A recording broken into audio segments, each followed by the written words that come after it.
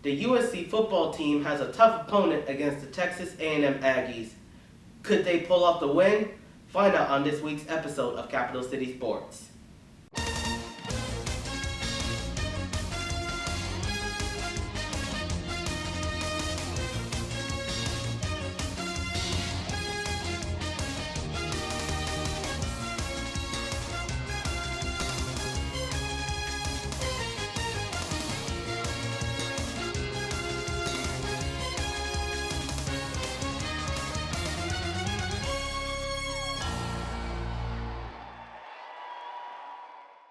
Hello everyone, welcome to this week's episode of Capital City Sports. I'm your host Chris Rivera, and the men's soccer team played against the High Point earlier this week at Stone Soccer Stadium.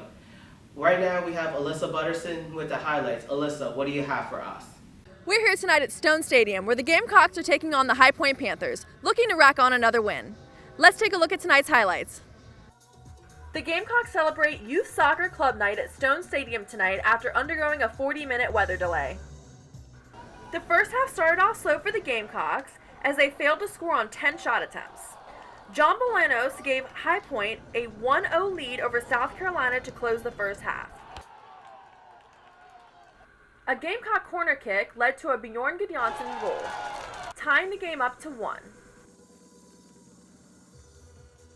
4 minutes later, Danny Deacon beat High Point's defense to bring your Gamecocks to a 2-1 lead. High Point tried on numerous occasions to score, but was no match for William Powell, who stood his ground with 6 saves for the whole night, and 4 of those saves coming in the second half. Gudjonsen sealed the game with a slide tackling goal in the 86th minute. The Gamecocks would hold on to win 3-1 and improve to 6-3 for the season. Bjorn Gudjonsen had a great game for South Carolina tonight, scoring 2 goals. The Gamecocks defeated the High Point Panthers tonight 3-1, with all Gamecock goals being scored in the second half. Your Gamecocks will return back to Stone Stadium Sunday night at 7 p.m. to take on Marshall. For Capital City Sports, I'm Alyssa Butterson. Thanks, Alyssa. Right now we got volleyball versus Tennessee, and Summer Hutchker has the highlights. Summer, what do you have for us? The South Carolina women's volleyball team is back in action tonight as they host the Tennessee Volunteers. The Volunteers are 1-1 in SEC play, while the Gamecocks lost their first SEC match last Wednesday at Missouri. The Gamecocks are currently undefeated at home this season and are looking to get their first SEC win tonight. Let's see if they can get it done.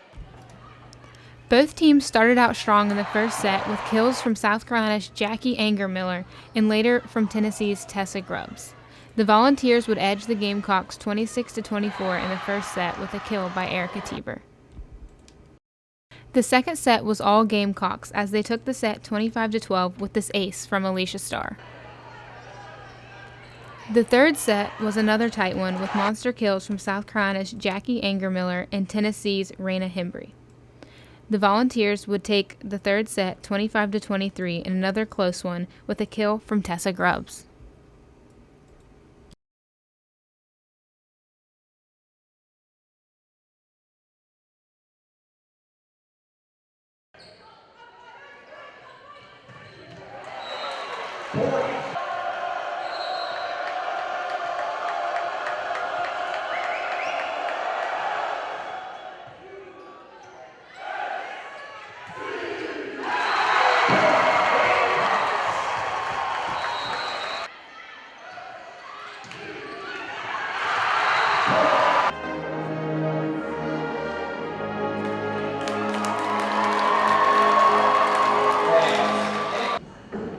The Gamecocks defeated the Volunteers 3-2 in a hard-fought 5-set thriller. The Gamecocks continue conference play on Sunday at 1:30 p.m. as they'll host the Kentucky Wildcats. For Capital City Sports, I'm Summer Hector. Thanks, Summer. Right now we got Equestrian versus Texas A&M. Katie Anger has the highlights for us. And we are back at Onewood Farm today where the Gamecocks are hosting the Texas A&M Aggies. The Gamecocks are coming off a huge win against Baylor and have currently moved up to 8th position in the NCAA rankings. However, Texas A&M is currently in 3rd and are coming off a win against Tennessee Martin. Hopefully the Gamecocks can take some of the gusto they had from last Friday's meet and channel it today to get the win. The competition day started with the reining division to kick things off. Although the scores were tight and South Carolina put out good rides, Texas A&M managed to gain the early lead, taking the division with a score of 3-2. Caroline Goote's ride earned her first winning point and first MOP of her Gamecock career. The matchup then went up to the upper ring for the equitation over fences class, where the Gamecocks proved this was not going to be an easy meet for their SEC rivals. With superb scores posted by Gamecock riders Riley Bacharach, Chloe Schmidt, Sydney Smith, and Madison Butehorn, South Carolina successfully bounced back to not only win the fences division 4-1, but also to take the lead in the competition 6-4. Butehorn's ride earned her second MOP award of her career and only her second show as a Gamecock equestrian. We were back down at the lower ring once again for the final two divisions, horsemanship and equitation on the flat. Riders like Paige Stopperich and Ashley Reichert put out good rounds for the Gamecocks, and their scores were all close, but it sadly just wasn't enough to match the impressive rides of A&M's Bailey Cook, Casey Fisher, and Sarah Orsick. The day ended with the equitation on the flat, where it was yet another close but not close enough division for the Gamecock equestrians. With an impressive winning ride once again by newcomer Katie Mack, as well as one by Chloe Schmidt, the team did get some points on the board in the division. Both of Schmidt's rides were point-winning rides for the South Carolina team. However, the 2 points were not enough as A&M had 3 winning rides, putting them over South Carolina to take the win for the division as well as the meet. The final score was a close 10-8, giving the Gamecocks their first loss of the season and their first SEC loss. Although the Gamecocks posted tough competition, the Aggies started strong and finished strong as they take the win back to College Station today. Gamecocks will look to bounce back next week as they host number 2 ranked Georgia here at Wormwood Farm. For Capital City Sports, I'm Katie Anger. Thanks, Katie. Right now we got the biggest game of the week, football versus Texas A&M. Lauren Shorts has the highlights for us. After a tough loss to Kentucky last week, the Gamecocks returned home to Williams-Brice Stadium to take on an even tougher opponent in the Texas A&M Aggies. Ranked number 9 in the nation, the Aggies are undefeated and the Gamecocks 2-2 so far. We'll see how they fared this Saturday at Williams-Brice Stadium. The Gamecocks explode out of the gate with the handoff to A.J. Turner, who escapes the defender and sprints all the way down the field for a 75-yard touchdown. The extra point by Elliott Fry is good, and the Gamecocks jump out to a 7-0 lead within the first 15 seconds of the game. Just as quick as the Gamecocks scored, the Aggies come right back as Trevor Knight rushes into the end zone to tie the score up at 7.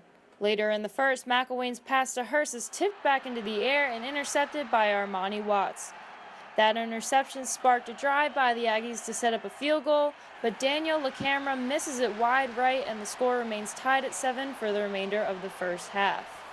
The Aggies come out hot in the second half.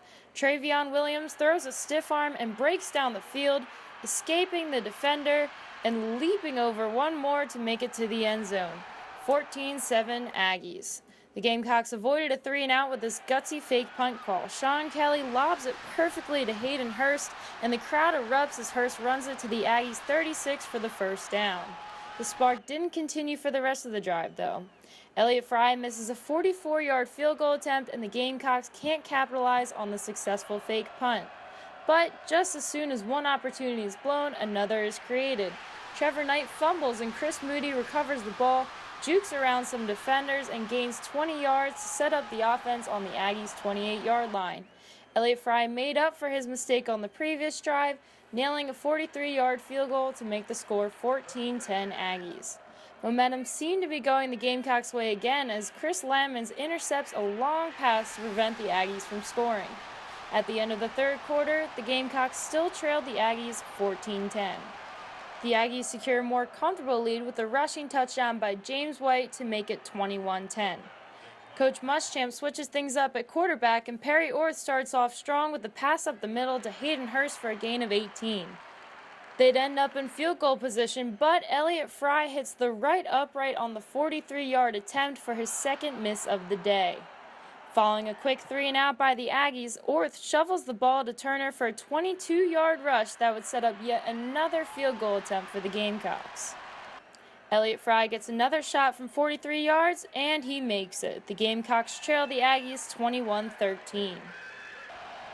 After the Aggies fail to have a successful drive, they're forced to punt with over 3 minutes remaining in the game for the Gamecocks to try to tie it up. The opportunity slips away as the ball slips through Jamarcus King's hands. He fumbles the punt return and the Aggies recover it at the Gamecocks 30. The field position set up an easy 35-yard field goal by LaCamera to extend the Aggies' lead to 11 points with only 1:39 left in the game. The Gamecocks fail to come back and fall to the Aggies by a final score of 24-13. Following the game, Coach Muschamp reflected on how his team held up against a tough SEC rival. Our guys fought hard, but we're not in this for a consolation prize. We're in this to win, and that's the bottom line. We want to win now. We want to do what we need to do to.